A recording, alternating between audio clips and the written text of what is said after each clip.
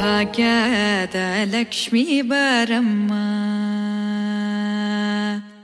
ಭಾಗ್ಯದ ಲಕ್ಷ್ಮೀ ಬಾರಮ್ಮ, ನಮ್ಮಂಬನಿ ಸೌಭಾಗ್ಯದ ಲಕ್ಷ್ಮೀ ಬಾರಮ್ಮ, ನಮ್ಮಂಬನಿ ಸೌಭಾಗ್ಯದ ಲಕ್ಷ್ಮೀ ಬಾರಮ್ಮ, ನಮ್ಮಂಬನಿ ಸೌಭಾಗ್ಯದ ಲಕ್ಷ್ಮೀ ಬಾರಮ್ಮ, ನಮ್ಮಂಬನಿ ಸೌಭಾಗ್ಯದ ಲಕ್ಷ್ಮೀ ಬಾರಮ್ಮ.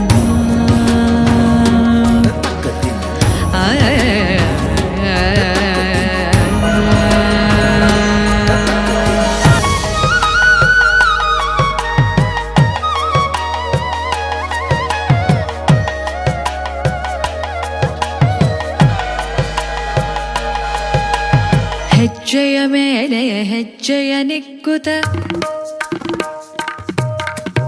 ಗೆಜ್ಜೆ ಕಾಲ್ಗಳ ಧ್ವನಿಯ ಮಾಡುತ್ತ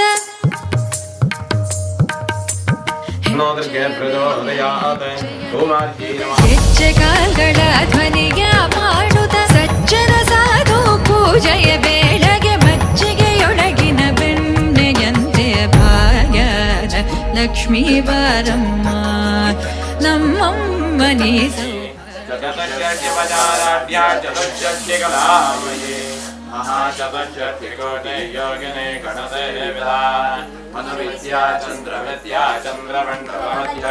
ಸಕ್ಕರೆ ತೂಪದ ಕಾದುವೆ ಹರಿಸಿ ಶುಕ್ರವಾರದ ಪೂಜೆಯ ವೇಳೆಗೆ ಸ್ತೋತ್ರ ಅಂತೇಳಿ ಅದನ್ನು ನಾವು ಹೇಳ್ತೇವೆ.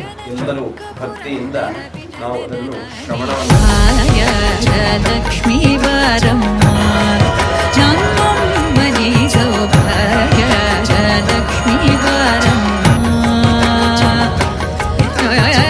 ನಮ್ಮ ಜೀವನದಲ್ಲಿ, ನಮ್ಮ ಕುಟುಂಬದಲ್ಲಿ, ನಮ್ಮ ಸಂಸಾರದಲ್ಲಿ ಪ್ರಾಪ್ತಿ ಆಗಿರತಕ್ಕಂಥ ಎಲ್ಲ ರೀತಿಯ ದುಃಖ ಅಥವಾ ದಾರಿದ್ರ್ಯಗಳು ಎನ್ನುವಂತಹದ್ದೇನಿದ್ರು ಎಲ್ಲವನ್ನು ಸಹ ಮಹಾತಾಯಿ ದೂರ ಮಾಡಿಕೊಟ್ಟು ಎಲ್ಲರಿಗೂ ಸನ್ಮಂಗಲವನ್ನ ಭಗವತಿಯು ಪುನಃ ಪುನಃ ಅನುಗ್ರಹಿಸಲಿ ಅಂತ ಹೇಳಿ ಕರ್ಮಾಂತ್ಯ ಕಾಲದಲ್ಲಿ ಎಲ್ಲರೂ ಭಕ್ತಿಪೂರ್ವಕವಾಗಿ ಪ್ರಾರ್ಥಿಸಿಕೊಳ್ಳಿ.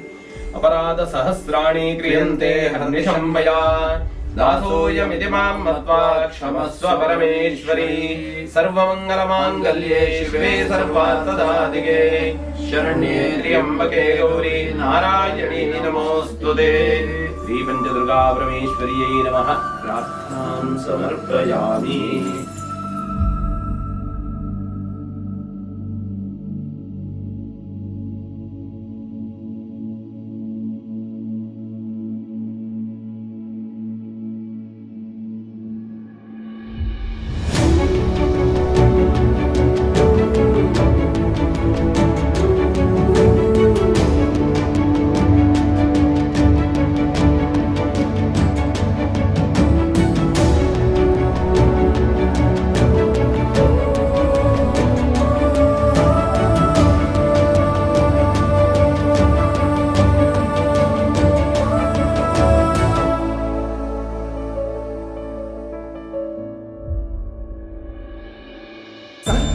सर्वमङ्गल्यमे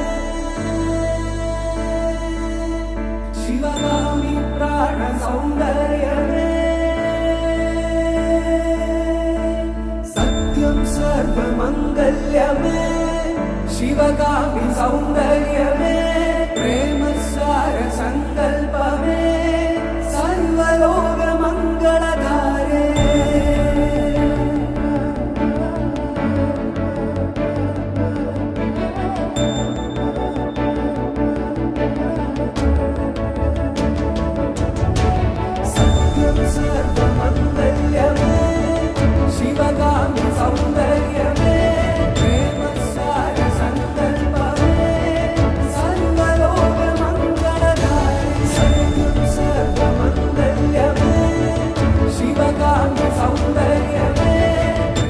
ಆಶ್ಲೇಷ ಬಲೆ ಆಗಿರ್ಬೋದು, ಸತ್ಯನಾರಾಯಣ ಪೂಜೆ ಆಗಿರ್ಬೋದು, ದುರ್ಗಾ ನಮಸ್ಕಾರ ಆಗಿರ್ಬೋದು. ಅವರಿಬ್ಬರು ದಂಪತಿಗಳೊಂದು ದೇವರ ಹತ್ರ ಸದಾಕಾಲ ಪ್ರಾರ್ಥನೆ ಮಾಡ್ತೀವಿ ಅಂತ ಹೇಳಿದರೆ ತಮ್ಮ ಮಕ್ಕಳಿಗೋಸ್ಕರ, ನಮಗೋಸ್ಕರ ಯಾವುದನ್ನು ಅವರು ಬೇಡುದು.